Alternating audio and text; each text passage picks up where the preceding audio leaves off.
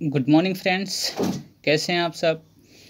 आइए आज हम लोगों का टॉपिक्स साइंस सीरीज की एपिसोड को आगे बढ़ाते हुए आज हम लोग पढ़ेंगे सौर मंडल्स के बारे में।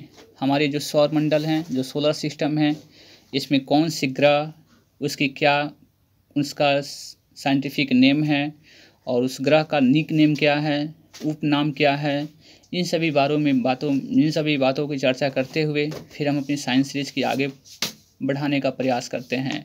तो चलिए करते हैं स्टार्ट आज का हमारा सौर मंडल। बने रहिए आप लोग आर के mathematics classes Bettiah Rinku sir के साथ। तो चलिए आज की स्टार्टिंग्स करते हैं। बाबू, सबसे बड़ा और सर्वाधिक भारी ग्रह कौन सा है? तो आप देखेंगे कि सौर मंडल में आज 8 ग्रह हैं। तो इसमें सबसे बड़ा और सबसे भारी ग्रह को क्या नाम है? तो उसका नाम है बाबू बृहस्पति ग्रह। जो बृहस्पति ग्रह है ना, वो आपको आकार में भी बड़ा है और सबसे भारी ग्रह भी है। उसके बाद है सबसे छोटा या सूर्य के सबसे निकट ग्रह कौन सा है? तो आप इसको दूरी के हिसाब से आप देखेंगे तो सन की सबसे पास की जो सबसे निकटतम ग्रह है वह है बुध, और ये सबसे छोटा भी ग्रह है। तो आपके 2 क्वेश्चन से यहाँ से अटेम्प्ट हो जाएंगे कि सौर मंडल का सबसे छोटा ग्रह कौन सा है या सौर मंडल का सूर्य के निकट सबसे निकट स्थित ग्रह कौन सा है? तो वह है आपको बुध है। पृथ्वी के सबसे निकट का ग्रह कौन सा है? तो पृथ्वी के सबसे निकट का ग्रह आपको शुक्र है, इसलिए शुक्र को सिस्टर ऑफ अर्थ भी कहा जाता है, यानी पृथ्वी ग्रह की बहन आपको शुक्र ग्रह को कहा जाता है, क्योंकि शुक्र ग्रह से आपको पृथ्वी की दूरी बहुत निकटतम है। पृथ्वी और सूर्य के सबसे दूर स्थित ग्रह कौन सा है? तो पृथ्वी और सूर्य से सबसे दूर स्थित ग्रह का नाम क्या है? तो सबसे स्थित दूर ग्रह का नाम वरुण है। इसको यूरेनस कहा जाता है। क्या बोलते हैं बाबू? यूरेनस, या इसको बोल सकते हैं वरुण। सौर मंडल का सर्वाधिक चमकीला और गर्म ग्रह कौन सा है? तो सौर मंडल का सबसे चमकीला या गर्म ग्रह शुक्र कहलाता है। तो शुक्र आपको ध्यान रखना पड़ेगा कि पृथ्वी का सबसे निकटतम ग्रह भी है, सर्वाधिक चमकीला भी है और सर्वाधिक गर्म ग्रह भी है, इसलिए क्या हो जाएगा इसमें? शुक्र। तो शुक्र 3 क्राइटेरिया को फॉलो करता है। उसके बाद सबसे अधिक ठंडा ग्रह कौन सा है? देखिए, सूर्य से सबसे दूरी कौन था? तो वरुण था, इसलिए सबसे ठंडा भी कौन सा होगा? वरुण होगा। सबसे अधिक उपग्रहों वाला ग्रह कौन सा है? तो सबसे अधिक उपग्रह वाला ग्रह कौन सा है? तो बृहस्पति है। बिना उपग्रहों वाला ग्रह कौन सा है? एग्जाम की दृष्टि से सबसे इम्पोर्टेंट होगा कि बिना उपग्रह वाले ग्रह का नाम क्या क्या है? तो बुध और शुक्र हैं, यानी कि बुध और शुक्र जो ग्रह है वो बिना उपग्रह वाले ग्रह हैं, जिसमें कोई इसका सैटेलाइट नहीं है। जिस प्रकार पृथ्वी का उपग्रह कौन सा है? तो चंद्रमा है, तो इसका उपग्रह है ना। उसी प्रकार कौन ऐसा ग्रह है जिसके उपग्रह नहीं है? तो वह है बुध और शुक्र। लाल ग्रह किसे कहते हैं? लाल ग्रह आपको मंगल को कहते हैं और नीला ग्रह पृथ्वी को कहा जाता है। नीला ग्रह पृथ्वी को इसलिए कहा जाता है कि पृथ्वी पर आसमान से आप देखेंगे, अंतरिक्ष से, तो पृथ्वी आपको नीला दिखाई देगी, केवल वाटर ही वाटर दिखाई देता है, जिसके कारण इसको नीला ग्रह कहा जाता है। लाल ग्रह फेरस ऑक्साइड आपको मंगल ग्रह पे सबसे अधिक पाई जाती है, जिसके कारण वह लाल दिखाई देता है, इसलिए वह उसको लाल ग्रह कहा जाता है। पीला ग्रह आपको बृहस्पति को कहा जाता है और हरा ग्रह आपको अरुण को कहा जाता है। तो आपको 4 यहाँ से रूल समझ में आएगा। लाल ग्रह आपको मंगल को, नीला ग्रह पृथ्वी को, पीला ग्रह बृहस्पति को और हरा ग्रह अरुण को कहा जाता है। भोर तथा सांझ का तारा या पृथ्वी की बहन या जुड़वा ग्रह कहलाता है। कौन सा कहलाता है? तो शुक्र कहलाता है। यानी कि भोर या सांझ का तारा, यानी कि भोर और शाम में आप देखेंगे तो शुक्र ग्रह ही आपको चमकीला दिखाई देता है। तो सबसे चमकीला ग्रह भी शुक्र ही है और सबसे पृथ्वी का निकटतम ग्रह शुक्र ही है और सबसे गर्म ग्रह भी शुक्र ही है। और सांझ या भोर का तारा हम लोग शुक्र ग्रह को ही कहते हैं, या पृथ्वी की बहन भी शुक्र ग्रह को ही कहा जाता है, या पृथ्वी का जुड़वा ग्रह जब कहा जाएगा तो शुक्र ही होगा। तो ये 5 से 6 क्वेश्चंस आपको शुक्र ग्रह से रिलेटेड हैं, जो आपको एक बार कंसेप्ट में समझ लेना होगा।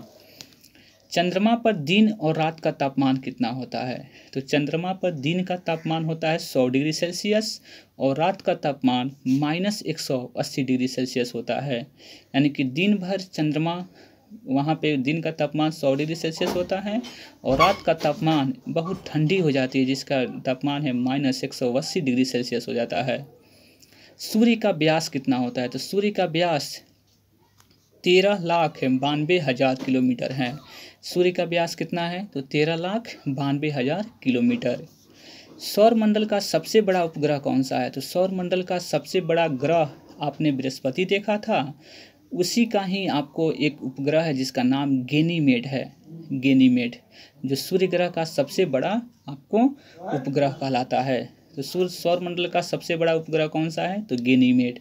जो सूर्य का जो गैनीमेड है जो किसका उपग्रह है? तो ये आपको बृहस्पति का उपग्रह है।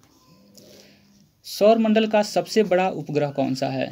तो सौर मंडल का सबसे बड़ा सबसे छोटा उपग्रह सौर मंडल का सबसे छोटा उपग्रह डीमोस कहलाता है, जो मंगल का उपग्रह है। तो सबसे बड़ा उपग्रह कौन सा है? तो गैनीमेड। गैनीमेड किसका उपग्रह है? तो बृहस्पति का है। और सबसे जो छोटा उपग्रह है वह डीमोस कहलाता है। फोबोस और डीमोस 2 ठो उपग्रह हैं मंगल के, जिसमें डीमोस जो है वह सौर मंडल का सबसे छोटा उपग्रह है, जो मंगल ग्रह का उपग्रह है।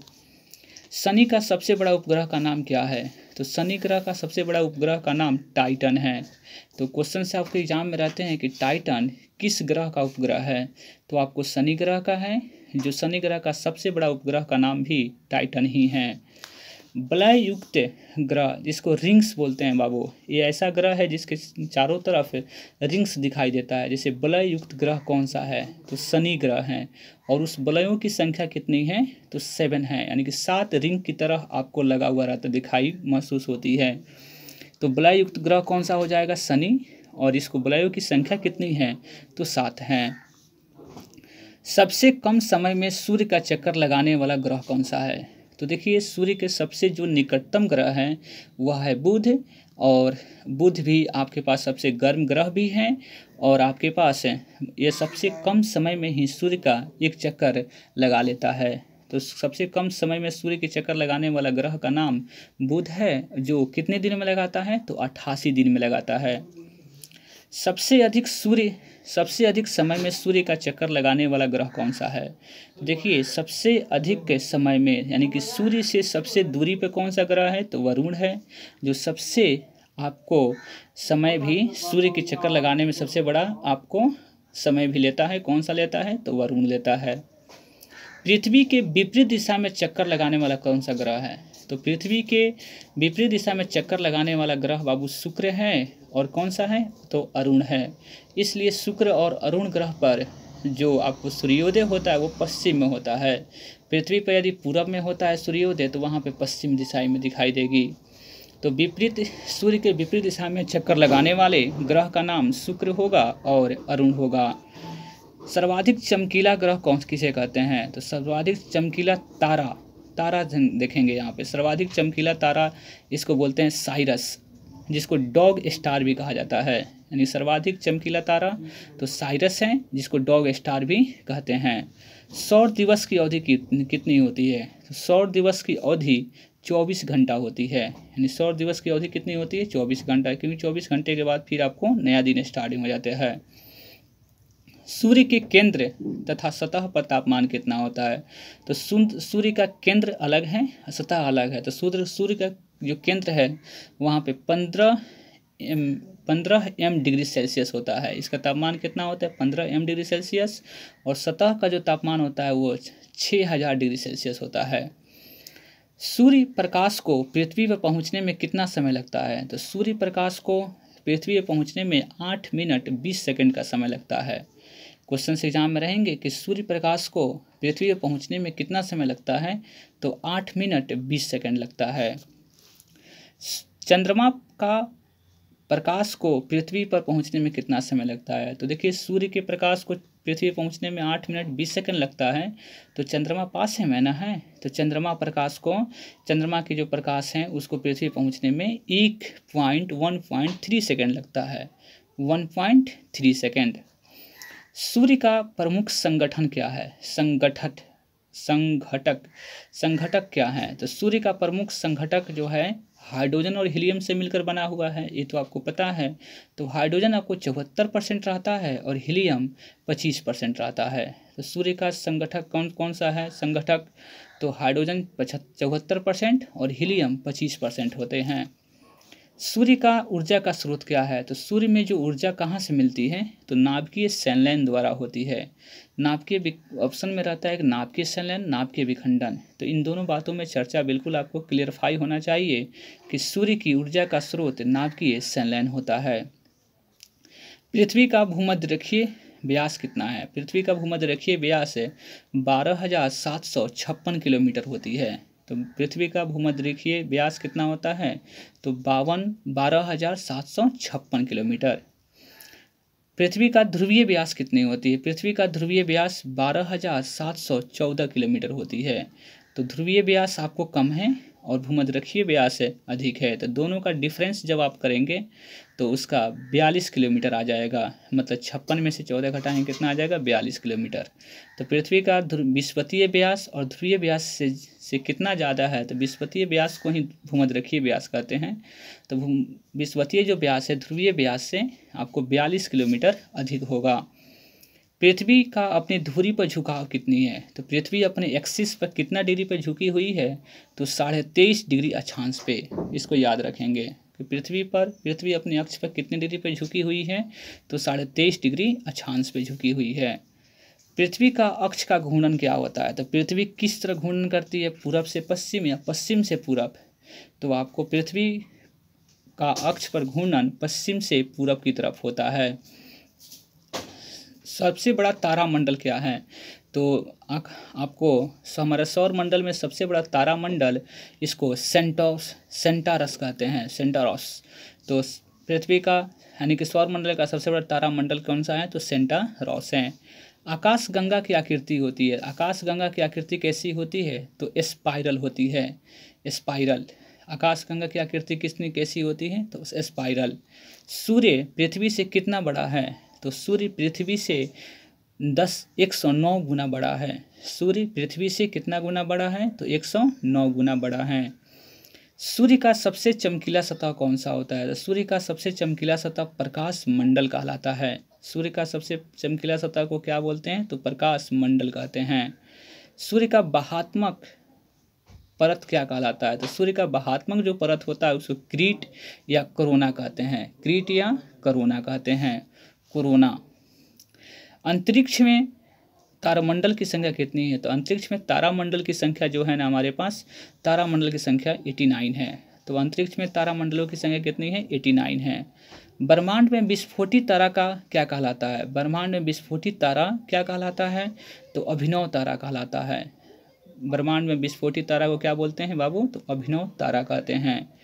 किस ग्रह पर सूर्य पश्चिम में उगता है? तो आपको बताए थे ना वहाँ पे, ये पृथ्वी के उल्टा जो चलता है सिस्टम में। तो पृथ्वी के उल्टा विपरीत दिशा में कौन कौन से ग्रह चलते हैं?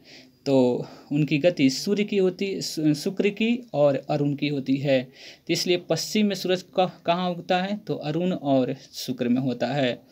इसके पीछे रीजन्स है कि पृथ्वी का या उल्टा प्रक्रिया में गति में वो चलती रहती है। सूर्य पश्चिम से पूरब की तरफ जाता है तो आपको अरुण और जो आपके पास शुक्र जो है उसकी गति आपको पूरब से कहाँ होती है? पश्चिम की तरफ होती है। सी ऑफ ट्रिंक्विलिटी कहाँ स्थित है? तो सी ऑफ ट्रिंक्विलिटी आपको चंद्रमा पर स्थित है। जो पृथ्वी का एकमात्र उपग्रह भी चंद्रमा है। और सी ऑफ ट्रिंक्विलिटी क्वेश्चंस में रहता है, सी ऑफ ट्रिंक्विलिटी कहाँ स्थित है? तो चंद्रमा पर स्थित है। पृथ्वी और सूर्य का निकटतम तारा कौन सा है? तो पृथ्वी तथा सूर्य का निकटतम तारा प्रैक्सिमा सेंटोरी है। देखिए, तो पृथ्वी का सबसे निकटतम तारा सूर्य कहलाएगा, लेकिन सूर्य का सबसे निकटतम तारा प्रैक्सिमा सेंटोरी कहलाता है। तो यहाँ पे 2 क्वेश्चंस मिलेंगे कि पृथ्वी का सबसे निकटतम तारा कौन सा है? तो सूर्य है। सूर्य का सबसे निकटतम तारा कौन सा है? तो प्रैक्सिमा सेंटोरी। चंद्रमा द्वारा पृथ्वी की परिक्रमा पर लगा समय कितना होती है? तो चंद्रमा द्वारा पृथ्वी की परिक्रमा में कितना समय लेता है? तो 27.3 दिन लगता है। 27 कितना दिन? 3 दिन लेता है। शनि सूर्य के चारों ओर एक चक्कर कितने समय में लगाता है? तो सूर्य जो शनि ग्रह है शनि जो ग्रह है वह सूर्य के चारों तरफ 29.5 वर्ष में आपको एक चक्कर लगाता है। और सबसे कम समय में कौन चक्कर लगाता है? तो आपने पढ़ा था बुध, जो बुध 88 दिन में कवर करता है। निकटतम तारे के प्रकाश को पृथ्वी पर पहुंचने में कितना समय लगता है? तो निकटतम जो तारा है वो उसके प्रकाश को पृथ्वी में पहुंचने में समय में 4.2 वर्ष लग जाते हैं, यानी कि 4.2 वर्ष।